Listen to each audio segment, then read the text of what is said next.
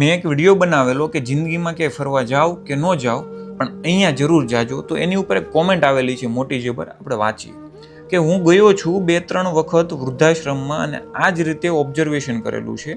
બધાના અનુભવો જાણેલા છે અને એક જ તારણ ઉપર આવેલું છે કે જેમના પણ બાળકો છોકરાઓ પરણી ગયા છે તેમને છોકરાઓના લગ્ન પછી તેમની પર્સનલ લાઈફમાં ઇન્ટરફિયર નહીં કરવાનું.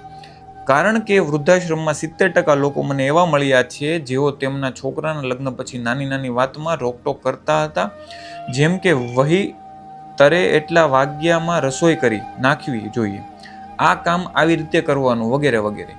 આપણા ધર્મમાં 4 આશ્રમ છે, જેમાં ગૃહસ્થાશ્રમ, પછી વાનપ્રસ્થાશ્રમ આવે છે, જેમાં સંતાનના લગ્ન થયા પછી તેઓ ગૃહસ્થાશ્રમમાં આવે અને પેરેન્ટ્સનો વાનપ્રસ્થા શરૂ થાય છે.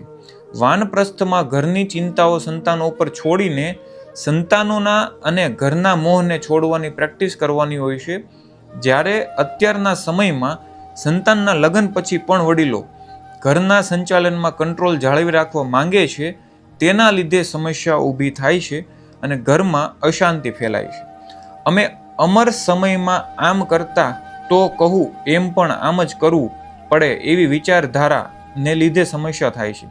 સરવાળે સંતાનોનો ગૃહસ્થાશ્રમ શરૂ થાય તો પણ વડીલો ગૃહસ્થાશ્રમ પૂરો નથી કરતા, એટલે સંતાનો અને વડીલો બંને ગૃહસ્થાશ્રમ પેરેલલ ચલાવે છે. હવે નવો પ્રધાનમંત્રી ચૂંટાય તો પણ જૂનો પ્રધાનમંત્રી ખુરશી પરથી ઉતરે નહીં, તો એક સાથે 2 પ્રધાનમંત્રી શાસન ચલાવવા લાગે, બંને એમ કહે મારો જ નિર્ણય સાચો લાગુ થવો જોઈએ. બસ આવી સમસ્યા અત્યારના સમયમાં થઈ રહી છે.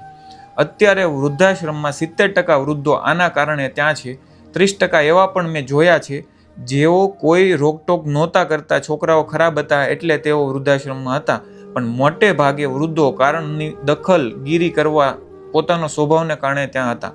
હવે સમય બદલાઈ ગયો છે, એટલે હવે માતા પિતાઓએ છોકરાઓના લગ્ન પછી તેમના પ્રત્યેના વર્તનમાં બદલાવ કરવો જોઈએ, એ જ સમયની માંગ છે.